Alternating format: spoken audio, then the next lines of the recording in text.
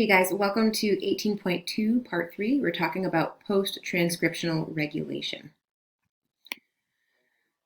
When we talked about coordinately controlled genes in bacteria, if you remember correctly, it was one operon or one operator that would control multiple genes, and they were all close to one another. And so that would allow for multiple genes to be expressed at the same time, or to be coordinated with one another.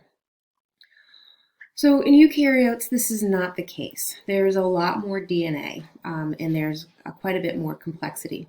And so the coordination is facilitated by the activator proteins. So these activator molecules right here that are going to bind to the control elements are going to be what is doing the coordinating.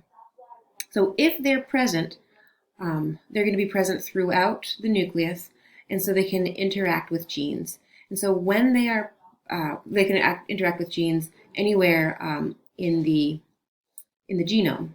And so when they're present, they're going to turn on genes altogether at the same time. So it is this interaction of the activator molecules and the control elements that are going to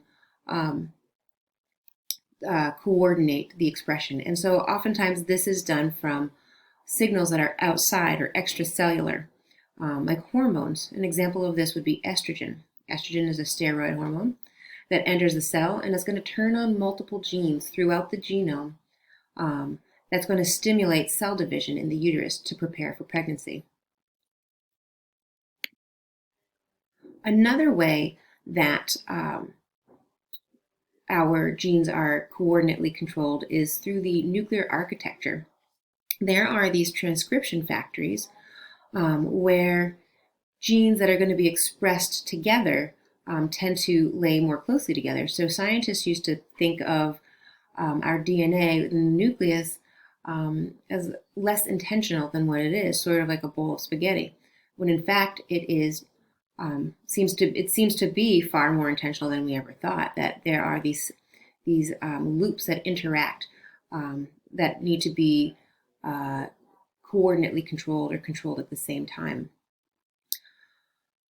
And so, if you remember, let's go back to a quick vocab word that the euchromatic form is the less coiled form of DNA, and that's going to be expressed, and that's tends to be in the more central portion, whereas the heterochromatic form is the more tightly coiled, and that is right there at the centrosome, the centromere, and at the very ends of the chromosomes.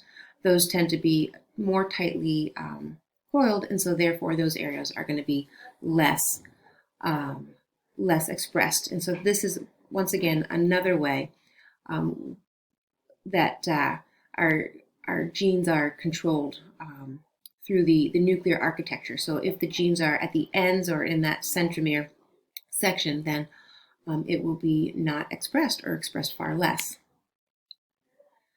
So post-transcriptional regulation, this is going to be after transcription. So what is the regulation that occurs then?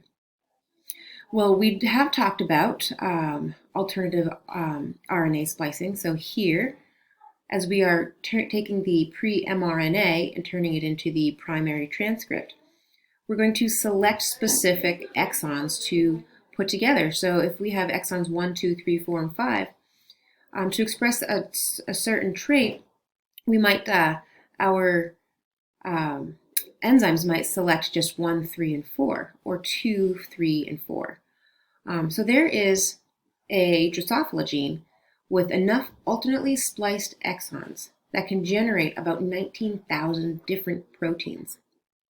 However, they think that only 17,500 of those proteins are actually expressed, and that there are 90% of our genes probably undergo alternative splicing, which once again explains why we can have the same number of chromosomes as a nematode, because we can just do a lot of things with a few pieces. So during regulation, translation is going to occur most commonly during initiation.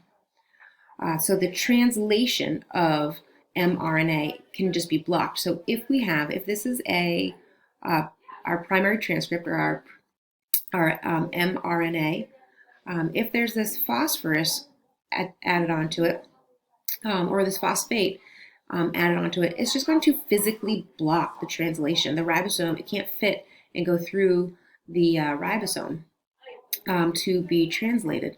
And so these are going to occur, these regulatory proteins are going to be found in the untranslated regions, or the UTRs, so that they're going to block the transcription, just getting the translation. And so finally, as we move towards the end of this section, the actual just degradation of the mRNA is also a form of regulation. So if it's going to be degraded more quickly, then it can't be transcribed as often. And in bacterial cells, mRNA is going to last only a few minutes before an exonuclease or an enzyme is going to break it down.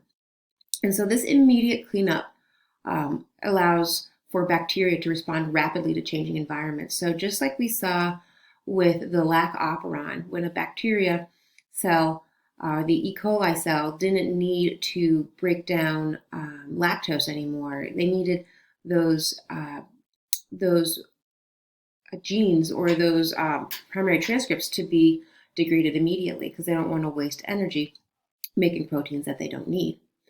In eukaryotic cells, though, mRNA can survive for hours, days, and even weeks. The mRNA for hemoglobin polypeptides is going to be stable, and it's long-lived, because we make so many red blood cells. We need so many hemoglobin polypeptides to be part of those red blood cells. And so the nucleotide sequence that affects how long an mRNA remains intact and is found in the UTR, the untranslated region, of the 3' end. One experiment to prove this, or to support this hypothesis, was when scientists transferred a sequence from a 3' end of a short-lived bacterial cell, and they transferred it to a hemoglobin primary transcript, and the hemoglobin, which should have been long-lived, was now quickly degraded. So it showed that there is, in fact, this sequence of nucleotides to inform the cell when to degrade the nucleotide sequences. So regulation of gene expression occurs after translation as well. After a protein is made, it needs to have sugars added onto it. It needs to have phosphate groups added onto it in order to activate it.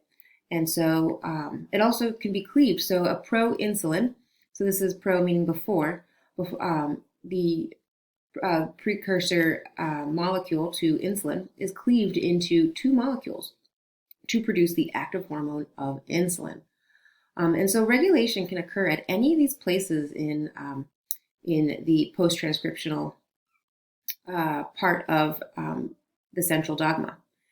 And even a protein can be degraded, is considered to be regulation. So a protein, or the degradation of a protein, is strictly regulated. And what happens is it is marked by, so if a protein has lived its life, it's done its job, and it's ready to be degraded, it's going to be marked by this ubiquitin molecule. So here's our protein, and it's going to be, we can see there's a chain of ubiquitin. It's going to be marked by this ubiquitin. And then this proteasome is going to come, it's going to see the ubiquitin chain, and it's going to break down the protein into its constituent parts. And so that is the post-transcriptional regulation of our genome. All right, I hope this helps.